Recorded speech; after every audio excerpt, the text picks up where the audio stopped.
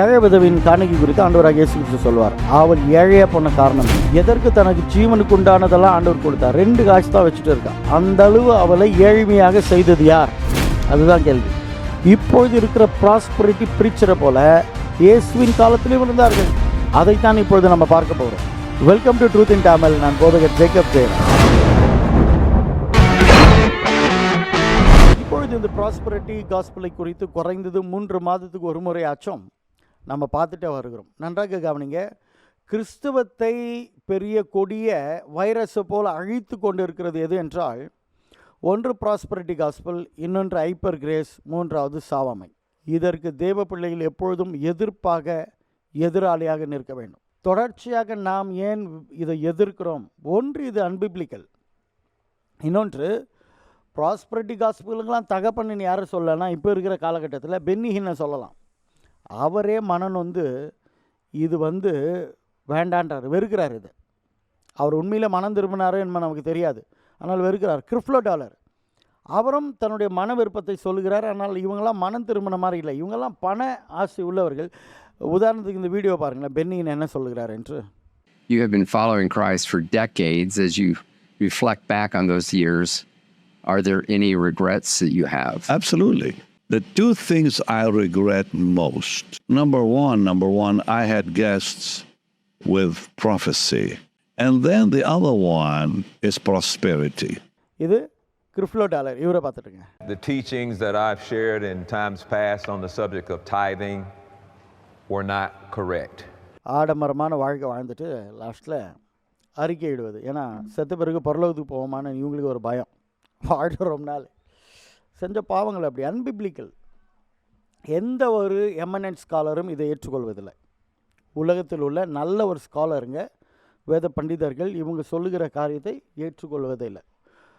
3 காரியத்தை நம்ம பார்க்க போகிறோம் இன்றைக்கு. ஒன்று, டெக்ஸ்ட். அந்த ஏழை விதவை ஏழையாக போனதுக்கு ப்ராஸ்பரிட்டி ப்ரீச்சர் போல் அந்த காலத்தில் இருந்தாங்க. அவைகளை நம்ம பார்க்க போகிறோம். இன்னொன்று, இந்த ப்ராஸ்பரிட்டி ப்ரீச்சருடைய முகம் என்ன? அவர்கள் யார்? நூதன திருடர்கள் என்று சொல்கிறேன்னா எதற்கு அப்படி சொல்கிறேன்? மூன்றாவது, உங்களுடைய சில கேள்விகள், நீங்கள் கேட்ட கேள்விகளுக்கு பதில் சொல்லி கன்க்ளூட் பண்ண போகிறேன். முதலாவது, டெக்ஸ்ட்.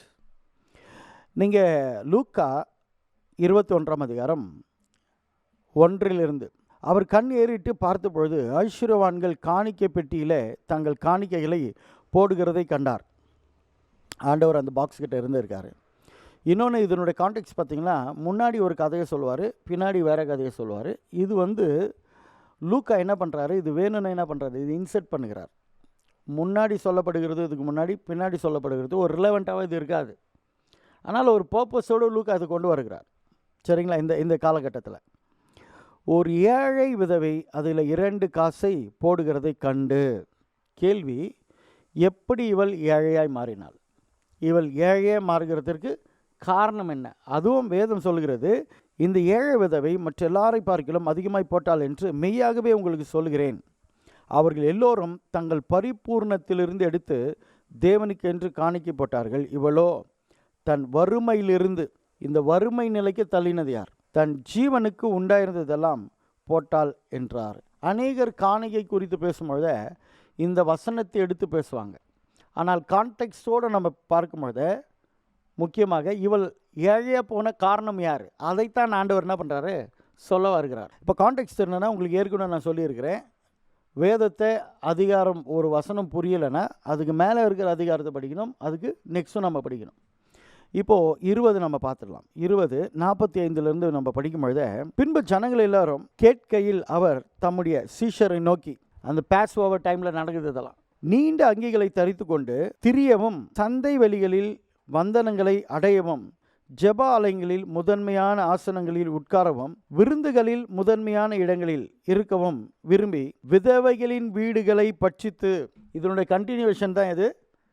21வது chapter, 20வது அதிகாரத்தினுடைய continuation. இங்கே சொல்கிறாரு, விதவைகளின் வீடுகளை பட்சித்து பார்வைக்கு நீண்ட ஜெபம் பண்ணுகிற வேத பாரகரை குறித்து எச்சரிக்கையாயிருங்கள், அவர்கள் அதிக ஆக்கினையை அடைவார்கள் என்றார். இப்போ புரியுதுங்களா? வேத பாரகர்.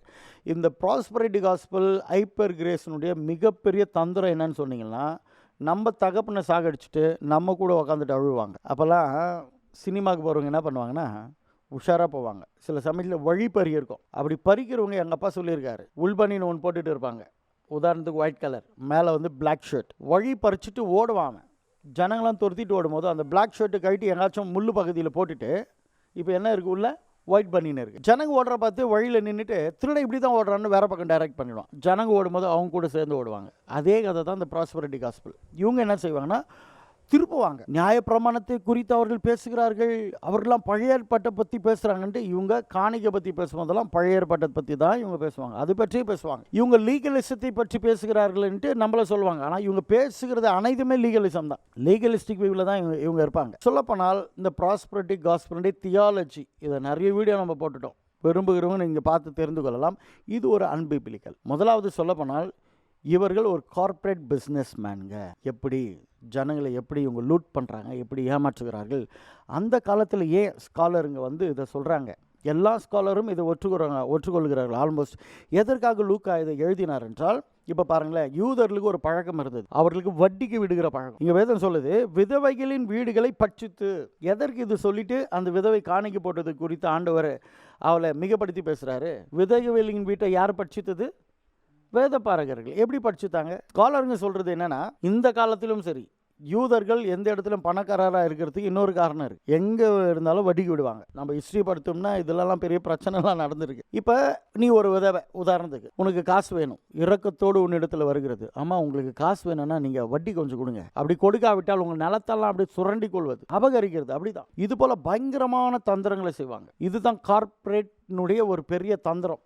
படுறா, நீ தள்ளு வண்டியில் வியாபாரம் பண்ணிகிட்டு இருக்க, தேங்காய் விற்றுட்டு இருக்க, நீ மாங்காய் விற்றுட்டு இருக்க, நீ கொழா பழம் விற்றுட்டு இருக்க, நீ வந்து ஏதோ ஒரு வெள்ளரிக்காய் விற்றுட்டு இருக்கன்னு வைங்களேன். நீங்கள் போய் ஜனங்களிடத்தில் போயிட்டு நீங்கள் ஹோல்சேலில் வாங்கிட்டு வந்து ஜனங்களுக்கு என்ன பண்ணணும், அதை விற்கணும். இப்போ அங்கே இருந்த கார்ப்பரேட் முதலாளிங்க யூதர்கள் என்ன செய்வாங்கன்னா, உங்ககிட்ட வருது, வந்துட்டு என்னப்பா வியாபாரம் பண்ணுறியா, ஓகே, எங்கேருந்து வாங்குற நீ?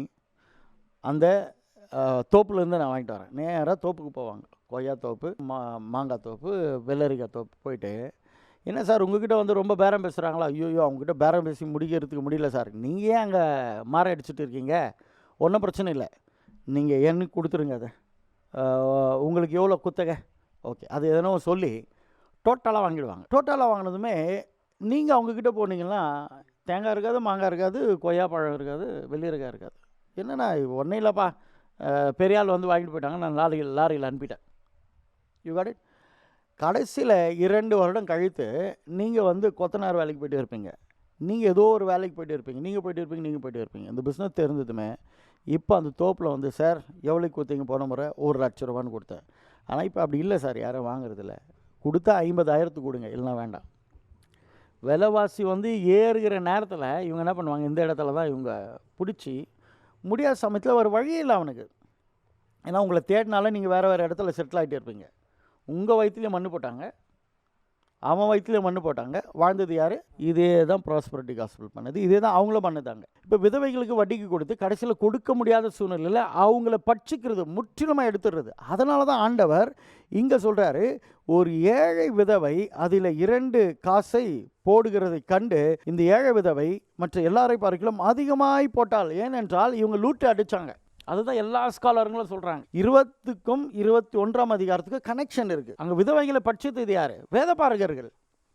இன்றைக்கு என்ன பண்ணுறாங்க, பெரிய பெரிய ஹோட்டலில் கான்ஃபரன்ஸ் வைக்கிறது. இப்போ ஏழைப்பட்டவர்கள் அந்த பெரிய ஹோட்டலில் பார்த்தா என்ன ஆகுது, ஏதோ ஒரு உலகத்தில் இருக்கிற மாதிரி ஒரு ஃபீலை உண்டாக்கி அங்கே என்ன நடக்குதுன்னா, கர்த்தர் இது போல உங்களை ஆசீர்வதிக்க வேண்டாம் என்றால், அந்நிய பாஷாலாம் பேசுவாங்க, நீங்கள் உங்கள் கோல்டுகளை கொடுங்க. வச்சாங்க பாரு கையை. எப்பவுமேடா மோசேக்கு கோல்டு கொடுத்தா ஆசிரியப்பு கூட வரும். ஆரன் கையில் கோல்டு போச்சுன்னா கன்றுக்குட்டி. You got it. இது போல் இவங்க இதுங்கெல்லாம் கண்ணுக்குட்டிங்க, பார்த்தா கூட கன்றுக்குட்டிகளை போல் என்ன பண்ணுவாங்க, இவங்க எல்லாத்தையும் சுரண்டுவார்கள். இது போல் செஞ்சு ஜனங்களை லூட் பண்ணுறது ஒன்று. அதனால தான் சொன்னேன், இவங்க கார்ப்பரேட் முதலாளிங்கன்னு. இப்போ புரிஞ்சுதா? பெரிய பெரிய கான்ஃபரன்ஸ், இந்த கான்ஃபரன்ஸ், அந்த ரோடை காட்டுறது, அங்கே இவங்க அப்படியே கார்லேருந்து இறங்கி வர்றது காட்டுறது, எப்படிடா இருக்கும் பார்க்குறவங்களுக்கு? ஒன்றுமே இல்லாதவனுக்கு என்ன ஆகும்? நம்ம எப்படாது போல் கூலிங் கிளாஸ் போட்டு வந்துடணும். இப்போல்லாம் அதுதான் கூலிங் கிளாஸ் போட்டு கத்தர் கிளாஸ் ருதிபார் நீங்கள் நல்லா இருப்பீங்க. ரஜினிகாந்த் அந்த மாதிரி பேசினுக்கிறாருங்க. என்ன பேசுகிறாருன்னு அவருக்கும் வந்து புரியல, கேட்குறவங்களுக்கும் புரியல. இதுதான் இவங்க பண்ணுகிற கார்ப்பரேட் முதலாளி. ரெண்டாவது இவங்க நூதன திருடர்கள். க்ளீனாக ட்ராப் பண்ணுவாங்க. எப்படி ட்ராப் பண்ணுவாங்கன்னா, பாருங்கள் நாங்கள் இவ்வளோ ஏழைங்களுக்கு உதவி செய்கிறோம், we are helping poor, we are looting more. இதுதான் எங்களுடைய ஒரு ஸ்ட்ராட்டஜி. நாங்கள் பாருங்கள் இவங்களுக்கு உதவி செய்கிறோம், இவங்களுக்கு உதவி செய்கிறோம், இப்படி ஏழைங்களுக்கு வாரி வாரி கொடுக்குறோன்னு சொல்லுவாங்க. உண்மையிலேயே அது கிடையாது. தமிழ்நாட்டில் ஒரு செய்தி சொன்னதை நான் கேட்டேன். ஒரே வீட்டில் இருக்காங்க 2 குடும்பம். அதில் ஒரு வீட்டில் ஏறக்குறைய ஒரு 9 லட்சம் காணாது போயிடுது. இன்னொரு வீட்லேயும் ஏறக்குறைய ஒரு 4 லட்சம் மதிப்புள்ள காசு நகைகள் காணாது போகுது. 2 பேருமே போய் கம்ப்ளைண்ட் பண்ணுறாங்க. அங்கே வந்து இன்வெஸ்டிகேஷன்லாம் நடக்கும்போது சிசிடிவியை பார்க்கும்போது ஒரு குடும்பத்தினர் வெளியே போகிறாங்க. அவங்க வெளியே போய்ட்டு வரும்போது தான் காணாது போகுது. இன்னொரு குடும்பத்தினர் வெளியே போனாங்களான்ட்டு வாட்ச் பண்ணுறாங்க, அவங்க வெளியவே போகல. அப்போ போலீஸுங்களுக்கு டவுட் வந்து மொபைலை வாங்கி பார்க்குறாங்க. சந்தேகம் யாரோ மேலே வந்துச்சோ அவங்க மொபைலை வாங்கி பார்த்ததுமே அந்த மொபைலில் அவர் வந்து இந்த திருடு போகிறதுக்கு முன்னாடி ஒன்று டைப் பண்ணிக்கிறாரு, யாரிடத்துலையும் கண்ணில் படாமல் திருடுவது எப்படின்னு. இதுதான் நூதன திருட. புரியுதுங்களா? இதே போல தான் இவங்களும் செய்கிறது. ஜனங்களுக்கு முன்னாடி ஏதோ நல்லது பண்ணுற மாதிரி என்ன பண்ணுவாங்க, தோரணெல்லாம் பண்ணுவாங்க.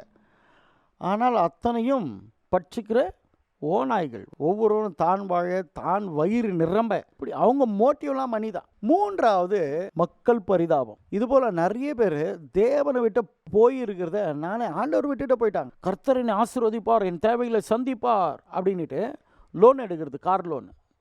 கடைசியில் கட்ட முடியுமா? கர்த்தராக சொன்னார், மகனை நீ கடன் வாங்கி காரை வாங்கன்னு. ஆண்டவர் என்ன சொன்னார்? ஜாதிகளுக்கு கடன் கொடுப்பான்னு தான் சொன்னார், நீயும் கடன் வாங்காது இருப்பான்னு சொன்னார். ஆனால் இவங்க என்ன செய்வாங்கன்னா, இது போல் இவங்களே ஆண்டவர் இவங்களுக்குள்ளே பேசுவாங்க. இது போலலாம் இதை கேட்டுட்டு மோட்டிவேட் ஆகி நிறைய பேர் கடனில் விழுந்து ஆண்டவர் விட்டு போயிருக்காங்க. சில பேர் திருமணத்துக்கு வைத்திருந்த காசு கூட கொடுத்துட்டு ஆண்டவர் தருவார். அந்த மீட்டிங் போனேன், இருக்கிறதெல்லாம் கொடு, நாங்கள் கொடுத்தேன், இப்போ கர்த்தர் திருப்பி கொடுக்கல, கல்யாணம் ஆக போகிறது, காசு இல்லை.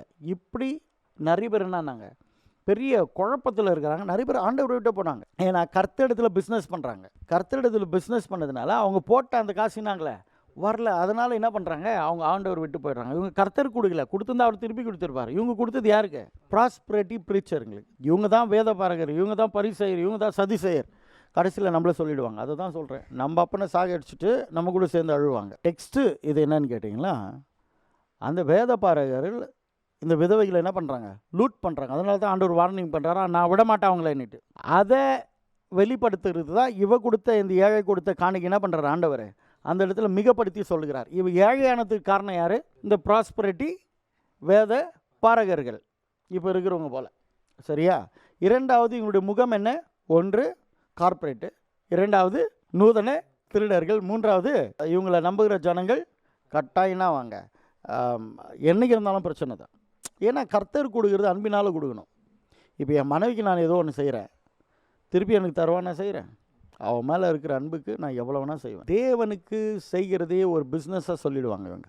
அப்போ கர்த்தர் அந்த மாதிரி காணிக்கைகளை ஏற்றுக்கொள்ளவே மாட்டார். ஏன்னா பிஸ்னஸ் பேரம் பேசுகிறாங்க. இதுக்கு கதைலாம் சொல்லுவாங்க, இதனால் என்னை சோதித்து அறிந்து பாருங்கள், இந்த கதைலாம் சொல்லுவாங்க. அதெல்லாம் புதிய ஏற்பாட்டில் பருப்பு வேகாது. உற்சாகமாக கொடுக்குற இடத்துல தான் ஆண்டவர் பிரியமாக இருக்கிறாரே தவிர பேரம் பேசுகிறவங்ககிட்ட இல்லை. அங்கிள், அப்போ சர்ச்சில் நம்ம பணத்தை குறித்து பேசக்கூடாதுங்களா அங்கிள்? கிஷோர், மிகவும் முக்கியமானது பணத்தை குறித்து பேச. அதுக்கு முன்னாடி ஒன்று நன்றாக தெரிந்து கொள்ள வேண்டும். நீங்கள் நான் பணத்தை சம்பாதிக்க வேண்டும் என்றால், அதுக்கு முன்னாடி இதை நான் சொல்லிடுறேன், நான் நன்றாக படிக்க வேண்டும் என்றால் எனக்கு இயேசு தேவையில்லை. நான் கஷ்டப்பட்டு படித்தேன்னா நான் பாஸ் ஆகிறேன். இப்போ அநேகர் ப்ரில்லியண்ட்டாக இருக்காங்க, அவங்கெல்லாம் கிறிஸ்தவர்கள் கிடையாது. 2வது எனக்கு ஒரு நல்ல வேலை கிடைக்கணும் அப்படின்னா எனக்கு இயேசு தேவையே இல்லை. ஏன் நான் படித்த படிப்புக்கு நான் தேடுறேன், ஒரு கம்பெனிலனா 100 தேடுறேன், ஏதோ ஒரு இடத்துல எனக்கு கிடைக்கும், அந்த இடத்துல எனக்கு இயேசு தேவையில்லை. 3வது நான் பணக்காரனாக மாற வேண்டும், ரிச்சாக இருக்கணும்னா இயேசு எனக்கு சுத்தமாக தேவையே கிடையாது. உலகத்தில் உள்ள அநேக பணக்காரர்கள் கிறிஸ்தவர்கள் அல்ல, அவர்கள் ஏத்திஸ்ட், டீயிஸ்ட், அக்னாசிஸ்ட் இப்படி தான் இருக்கிறாங்க. நம்ம கிறிஸ்தவர்கள் கிடையாது. பணக்காரராக இருக்கிறாங்க, பெரிய பெரிய பிஸ்னஸ் மேனாக இருக்காங்க. You got it. இதற்கு இயேசு தேவையில்லை. எந்த இடத்துல எனக்கு இயேசு தேவை, அதுதான் சபை கற்றுக் கொடுக்கணும். என் பாவங்கள் மன்னிக்கப்பட, நான் ரட்சிக்கப்பட இயேசுவை அல்லாமல் வேறு நாமம் பூமியில் இல்லை. அப்போ இயேசு எந்த இடத்துல எனக்கு தேவை? என் ரட்சிப்புக்கு தான் தேவை. மற்றதெல்லாம் இயேசு இல்லாமல் என்னால் சாதிக்க முடியும். You got it. அப்போ புரிஞ்சுக்கணும், சபையானது தெளிவாக சொல்லணும். இயேசுவை குறித்து சொல்லும் போது அவர் ஏதோ ஃபைனான்ஸ் பண்ணுறவராக சொல்லக்கூடாது, அவர் நம்முடைய ரட்சகர், நம்ம அதுதான் main. You got it Kishore. Uncle, நிறைய பேருக்கு பணத்தை எப்படி ஹேண்டில் பண்ணணும்னு தெரியாது. இப்போ சர்ச்சில் தானே அங்கிள் அதை பற்றி டீச் பண்ணணும், எப்படி ஹேண்டில் பண்ணணுன்ட்டு. எஸ், சீராகுல் நம்ம பண்ணிட்டு தான் இருக்கோம். அதை நன்றாக புரிந்து கொள்ளுங்க. சர்ச் வந்து எப்படி பணத்தை கையாள வேண்டும், முன்னேற வேண்டும் என்று சர்ச் டீச் பண்ணி தான் ஆக வேண்டும். இங்கே தான் கன்ஃபியூஷன் ஆகக்கூடாது. ப்ராஸ்பரிட்டி காஸ்பலோட கூட இதை என்ன பண்ணக்கூடாது, மிக்ஸ் பண்ணக்கூடாது. அந்த வீடே வேறு, அது கல்லர் வீடு, சரிங்களா? அங்கே இது வேறு. ரகுல், இது சர்ச்சினுடைய மிகப்பெரிய முக்கியமான கடமை. ஏன்னா சர்ச்சுக்கு வரவங்களாம் இருக்கப்பட்டவங்க இருக்கிறதுல அநேக சமயத்தில் ஒன்றுமே பணத்தை கையாள முடியாதவங்க, ஒன்றுமே இல்லாதவங்க வராங்க. அவங்களுக்கு சபையாகப்பட்டது எப்படி எல்லாவற்றிலும் முன்னேறணும்னு சொல்லித்தாகணும். நம்மளும் அதை செஞ்சுட்டு இருக்கோம். இப்போது எதை வேதம் டீச் பண்ணணும்? மந்திரத்தில் மாங்க பழகாது. அப்போ நீ பணத்தை சம்பாதிக்க வேண்டும் என்றால் ஜனங்களுக்கு என்ன செய்ய தூண்ட வேண்டும், எது முக்கியம்? இப்போ பணத்தை நீ சம்பாதிக்கணும், அதுக்கு என்னப்பா முக்கியம்? வேலைக்கு போகணும். அதுதான் முதலாவது பைபிள் லாவே. வேலைக்கு போகலன்னா சோறு கூட சாப்பிடக்கூடாது. You got it? சோறு என்பதோ ஒரு மாதிரி ஆகாதுங்க. சோறுன்றது சுத்த தமிழ். நம்ம கர்நாடகாவில் இருக்கிறோம், முடிஞ்ச வர நம்ம தமிழ் பேசிகிட்டு இருக்கோம். இனியாவும் இரண்டாவது, ஆண்டவருக்கு கொடுக்கும்படியாக சொல்லணும். அவங்களுக்கு தெரியணும் கர்த்தர் தான் எனக்கு கொடுத்தாருன்னு. மூன்றாவது, தெளிவாக இருக்கணும். எப்படி செலவு பண்ணணும், எப்படி செலவு செய்யக்கூடாது. முக்கியமானது சொல்லித்தரணும், எப்படி சேமிப்பு செய்வது. உங்களுக்கு எவ்வளோ காசு வந்தாலும் அது பிரச்சனை இல்லை, கொஞ்சமாச்சும் என்ன பண்ணணும், சேர்த்து வைக்கணும். இப்போ சேர்த்து வச்சுட்டீங்க, பிறகு அதை எப்படி இன்வெஸ்ட் பண்ணுறது? பிஸ்னஸை பற்றி படிச்சிருக்கோம், அதை ஜனங்களுக்கு என்ன பண்ண சொல்லணும், பிப்ளிக்கலாக சொல்லணும். நம்ம வேதத்தில் சொல்லுதில்லை, எறும்பின் இடத்துல போய் கற்றுக்கொள்ளுங்கள். எதை பற்றி சொல்லுது? சேமிப்பை குறித்து தான் சொல்லுகிறது. யோசேப் கூட என்ன பண்ணுறாரு, முதலாவது எல்லா இடத்தையும் பார்த்து அங்கே கலைஞங்களை கட்டி என்ன செய்கிறாரு, சேமித்து வைக்கிறார். So church has to teach biblically. ஆனால் இங்கே தான் ஒரு பிரச்சனை, ஜனங்களுக்கு வந்து கிரீடியை வந்து தூண்டக்கூடாது. பண ஆசையே எல்லா தீமைக்கும் வேறாக இருக்குது, அது மேலே ஆசையை தூண்டக்கூடாது. இது போலலாம் கான்ஃபரன்ஸு, அந்த அட்மாஸ்பியர் ஜனங்களுக்குள்ளாக எதை தூண்டனா, கிரீடியை தான் தூண்டும். அதனால தான் அவங்க நகையை கழட்டி கொடுத்துட்டு கடைசியில் அம்போன்னு என்ன பண்ணிடுறாங்க, உட்காந்துறாங்க. இயர் அந்த 2-3 டெஸ்ட் பண்ணியிருக்கோம். ஏதாச்சும் மந்திரம் சொல்கிறவங்களை கேளுங்க, எப்படி சார் சொல்கிறீங்கன்னா, ஒரு முறை ஒருத்தர் சொன்னான், 4 பொய் பேசு சார், அந்த 4 பொய்யில் 2 உண்மையாக இருக்கும் சார்ன்னு. அந்த மாதிரி இயர் அண்ட் தேர் ஏதாச்சும் 2 தேர்ந்துச்சு, அதை பொறுக்கி அதை டெஸ்ட் மணியில் போடுறது. இது ஜனங்க நம்புறது. அதுதான் சொல்கிறேன். கார்ப்பரேட், இதுக்கு முன்னாடிலாம் கார்ப்பரேட் பிஸ்னஸ் நீங்கள் பார்த்தீங்கன்னாக்கா சொல்லுவாங்க, இவர் பாருங்கள் நம்ம கம்பெனியில் சேர்ந்ததுலேருந்து இவர் ஒரு 10 பேரை வந்து சேர்த்தாரு, 6 மாதத்துலேயே ஒரு காரை வாங்கிட்டார், அப்படி கூலிங் கிளாஸ் போட்டு நிற்பார். அதெல்லாம் ஒரு செட்டப். இதை நம்பி எல்லாரையும் சொல்லுவார். இப்போ எல்லாரையும் மாட்டி விட்டு கடைசியில் யாரெல்லாம் மாட்டி விட்டாங்களோ ஒன்றுமே இல்லாத ஒரு எஸ்கேப் ஆகிட்டே இருப்பார். இந்த கதை தான் கார்ப்பரேட் கதை. இவங்களுக்கு டீச் பண்ணணும் சர்ச்சு, ஆனால் இவங்க அப்படி இல்லை, கிரீடி உண்டாக்குவாங்க. Biblical teaching is different from prosperity teach. காஸ்பலில் ப்ராஸ்பரிட்டி காஸ்பல், பாவர்ட்டி காஸ்பல் ஒன்றும் இல்லைல்ல, ஒரே காஸ்பல். நம்ம என்ன சொல்கிறோன்னா, திரும்ப சொல்கிறோம். அவங்க சொல்கிறாங்க இந்த பெண்ணு தான் உலகம், ப்ராஸ்பரிட்டி தான் காஸ்பல் அப்படின்றாங்க. நம்ம இல்லை, உலகத்தில் இந்த பெண்ணு இருக்குது, காஸ்பலுக்குள்ளே ப்ராஸ்பரிட்டி இருக்குது, தரித்திரருக்கு சுவிசேஷம். அதை தான் நம்ம சொல்கிறோம். ரெண்டுத்துக்கும் வித்தியாசம் இருக்குது. காட் இஸ் லவ், இதுக்கும் லவ் இஸ் காடுக்கு வித்தியாசம் இருக்குது. லவ் இஸ் காட் நம்ம ஏற்றுக்கொள்வதில்லை, காட் இஸ் லவ் நம்ம ஏற்றுக்கொள்கிறோம். You got it? இதே தான் ப்ராஸ்பரிட்டி காஸ்பலுக்கும் வேதத்தின் காஸ்பலுக்கும் உள்ள வித்தியாசம். You got it? டீச் பண்ணணும், ஆனால் கிரீடி உண்டாக்கக்கூடாது. அங்கிள், அப்போ பணக்காரராக இருக்கிறது தவறா? ஆண்டவர் வந்து பணக்காரங்களை வெறுக்கிறாங்களா அங்கிள்? எந்த இடத்துலையும் ஆண்டவர் பணக்காரரை வெறுக்கவில்லை. இயேசுக்கு ஃபைனான்ஸ் பண்ணவங்களே கனம் பொருந்திய ஸ்திரீகள் தான், ராயல் ஃபேமிலியில் இருக்கிறவங்க தான். பண ஆசையாக தான் தீமன் வேதம் சொல்லப்பட்டு இருக்குது. பணத்தை கர்த்தர் எந்த இடத்துல வெறுக்கலை. பணக்காரராக இருக்கிறதையும் கர்த்தர் அவங்களுக்கு குறித்து எதுவுமே பேசலை. அவங்க மனம் திரும்புறது தான் கஷ்டம்னாரு, ஏன்னா அவங்க மைண்டு அங்கே இருக்குது. ஸோ ஓகேடா, thank you for this question. Bible teaching என்னன்னு கேட்டிங்கன்னா, உன் மைண்டு வந்து தேவனை விட்டு எங்கே இருந்தாலும் அதுதான் விக்கிரக ஆராதனை. அது பணம் மேலே இருக்கட்டும், அது மனுஷர் மேலே இருக்கட்டும், அது எது மேலே இருந்தாலும் பணம்ன்றது ரொம்ப முக்கியமானது மனுஷனுக்கு. இந்த பெண் எனக்கு வேணும், என்ன முக்கியம்? மைக் எனக்கு வேணும், என்ன முக்கியம்? இது மாதிரி டிவைஸுங்களாம் நமக்கு தேவைப்படுது, என்ன முக்கியம்? Money is important. எப்பொழுதும் இந்த பணம் என்பது தேவனோட கூட ஒரு போராட்டம் இருந்துகிட்டே இருக்குது. தேவனா மணியா காடா, அந்த போராட்டம் இருக்குது. அதனால தான் ஆண்டவர் பலியை செலுத்துன்றாரு. பலியை செலுத்தி ஆண்டவர் உட்காந்து ஏதாச்சும் சாப்பிட்டாரா என்ன? பலியை செலுத்தும் போது அவன் காசை செலவு பண்ணுறான். அந்த காசுக்காக தான் உழைக்கிறான். காசு தான் மனுஷனுக்கு ரொம்ப முக்கியமானது. அதனால் நானா காசா, உனக்கு காசு வேணான்னா அங்கே பலிபீடத்தில் போடு, அப்போ தான் நான் வேணுன்றது. காணிக்கை கொடுக்கறது முக்கியமான நோக்கம். ஆண்டவரும் நம்ம நேசிக்கிறோம். அதனால தான் தாவீது ஸ்டேட்மெண்ட் இருக்குது, உம்மிடத்தில் வாங்கணும், உமக்கே கொடுக்குறோம். ஆனால் ஆண்டவர் கொடுக்குறது மிகவும் நல்லது, அது குறித்து நான் எதுவுமே சொல்லலை. நான் சொல்லுகிறது என்னென்னா, இந்த ப்ராஸ்பரிட்டி காஸ்பல்ன்றது அப்படி இல்லை. அவங்க என்ன செய்கிறாங்கன்னா, அவங்க வயிறு வளருகிறது. தேவனுடைய பணத்தை இவர்கள் எப்பொழுதும் தவறாய் ஆளுகிறவர்கள். எந்த ஒரு குற்றத்தையும் நீங்கள் லீகலைஸ் பண்ணிட்டீங்கன்னு வைங்களேன், அது குற்றமாக தெரியாது. அதனால தான் சினிமா கதையை அவங்க தைரியமாக சொல்லுவாங்க. அப்படி சொல்லும் போது அது லீகலைஸ் பண்ணுறாங்க. அப்போ இவங்க போய் ஃபிலிமை பார்த்தாலும் ஃபிலிம் கதையே பேசிகிட்டே இருந்தாலும் அது என்ன ஆகாது, அவங்களுக்கு தவறாக தெரியாது. இதுதான் அவங்களுடைய தந்திரம். பயங்கரமான சாத்தானோட ஒர்க் இந்த ப்ராஸ்பரிட்டி காஸ்பிள், ஹைப்பர் கிரேஸு, சாவமேலாம். இவங்களாம் அக்கா தங்கச்சி மாதிரி ஒரே குட்டியில் ஊர்னு மட்டைகள் இவங்களாம். You got it. ஐஸ்வர்யத்தையும் ஐஸ்வர்யவான்லாம் இருக்கிறதையும் கர்த்தர் விரும்பலை. கண் அங்கே இருக்கக்கூடாது. சரிடா, உனக்கு கேட்குறேன், ஆசீர்வாத பெருவிழான்னு போகிறேன். இப்போ உனக்கு கேட்குறேன், எங்கடா போகிறேன்? ஆசீர்வாத பெருவிழான்ற. அப்போ இயேசுவை பார்க்க போறியா, ஆசீர்வாதத்துக்காக போறியா என்றால் உனக்கு என்ன இல்லை, பதில் இல்லை. அடுத்தது உன்னை கேட்குறேன், எங்கடா போகிறேன்? விடுதலை பெருவிழா. எனக்கு ஒரே கேள்வி, ரட்சிக்கப்பட்டியா? ஞானஸ்தானம் எடுத்தியா? அப்போ எங்கடா உனக்கு கட்டு? யார் உனக்கு கட்டினது உன்னை விடுதலை ஆக்கிறதுக்கு? உன்னிடத்துல பதில் இல்லை. அடுத்தது இவனை கேட்குறேன், என்னப்பா எங்கே போகிற? Prosperity conference. அப்போ ஆண்டவரை பார்க்க போலியா? இவனிடத்துல பதில் இல்லை. தேடுறது வந்து தேவனை தான் தேடணும். நீ ஆசீர்வாதத்தை தேடுற, இவன் விடுதலையை தேடுறான், இவன் காசை தேடுறான். இயேசு யார் தேடுறது? ப்ராஸ்பரிட்டி பொறுத்தவரையிலும் காசு என்றாலும் இயேசு. அதனால தான் ஒரு மனுஷன் ஆசீர்வாதமாக இருக்கிறது அதெல்லாம் ஆண்டவர் எதுவுமே சொல்லலை. ஆனால் ஒன்று, பணத்து மேலே நமக்கு எண்ணம் ஆசை இருக்கக்கூடாது. ஒரே வசனத்தை நம்ம படிச்சிருவோமே, தேவன் முக்கியமாக பணம் முக்கியமாக? அந்த பணம்லாம் தேவன ராஜ்யத்தில் ஒரு பெரிய பொருட்டு இல்லை. அதே சமயத்தில் பணக்காரனாக ஒருத்தர் இருக்கிறதும் வேதத்தில் எங்கேயுமே அது பெரிய பாவம்லாம் சொல்ல. ஆனால் இந்த ப்ராஸ்பரிட்டி காஸ்பிள் அந்த கிரீடியை உண்டு பண்ணுவாங்க. அப்படி இருக்கக்கூடாது. இது ஒரு வசனத்தை பார்த்துருவோம். லூக்கா 12:33 நினைக்கிறேன். உங்களுக்கு உள்ளவைகளை விற்று பிச்சை கொடுங்கள். என்னவா? உங்களுக்கு உள்ளவைகளை விற்று என்ன பண்ணுங்க? பிச்சை கொடுங்கள். You got it. ஆண்டவர் ஏழைங்க மேலே எவ்வளோ இறக்கமாக இருக்காங்க பாருங்கள். ஆனால் இவங்க அப்படி பண்ண மாட்டாங்க. நாங்கள் ஏழைகளுக்கு நான் வில் கிவ் டு பூர்ன்னு வாங்க, வில் லூட் மோருன்னு வாங்க. ஏழைகளுக்கு கொடுக்குறேன்னு சொல்லிட்டு பயங்கரமாக லூட் பண்ணுவாங்க. பாடுறா, நான் தான் சொல்கிறேன், இவங்களெல்லாம் பார்த்தீங்கன்னா பெரிய பெரிய காரங்க தான் வச்சுட்டு இருப்பாங்க.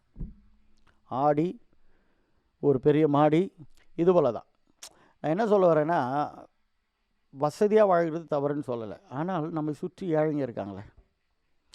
நானே ஒரு பல கோடியில் வந்து ஃப்ளைட்டை வாங்கிட்டு, நானே பல லட்சத்தில் காரை வாங்கிட்டால் ஏன் சபையில், எனக்கு ஏன் சபையில் என் முன்னாடி இருக்கிற ஆவிக்குரிய பிள்ளைங்கன்ற அவங்க சாப்பிட்றதுக்கு சாப்பாடு இல்லாமல் இருப்பாங்க, ஹாஸ்பிட்டலில் இருப்பாங்க, அவ்வளவு தரித்திரத்தில் வேதனையில் அவங்க இருக்கும்போது என்னால் மட்டும் எப்படிரா அது போல் போக முடியுது? அப்போ நான் ஆவிக்குரிய தகப்பனா இல்லை மாற்றாந்தாயா?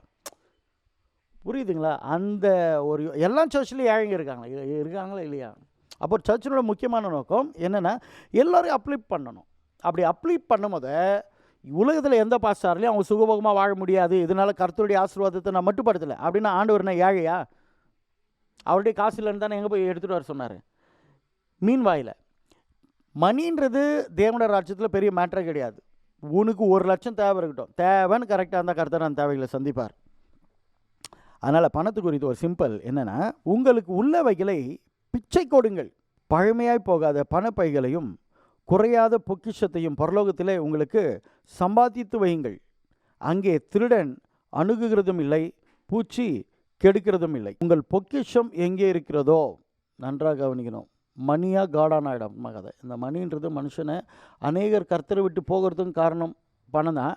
அநேகர் ஆண்டவருக்குள்ளே இருந்து பயங்கரமாக பணக்கார ஆகி பிறகு ஆண்டவர் விட்டு போகிறதும் இந்த பணம் தான். பணம் சில சமயத்தில் ரொம்ப ஆபத்தானது. உங்கள் பொக்கிஷம் எங்கே இருக்கிறதோ அங்கே உங்கள் இருதயம் இருக்கும். இப்போ ப்ராஸ்பரிட்டி கான்ஃபரன்ஸ் அது இது போகிறவங்க எதுக்காக போகிறாங்க? அவங்க ஆண்டவருக்காக போகலையே. ஆண்டவரை ஒரு பிஸ்னஸாக இன்வெஸ்ட்மெண்ட்டாக வச்சு தான் போகிறாங்க. இது பெரிய அபத்தம். இது சாத்தானுடைய சத்துருனுடைய ஒரு பெரிய வியாபாரம்.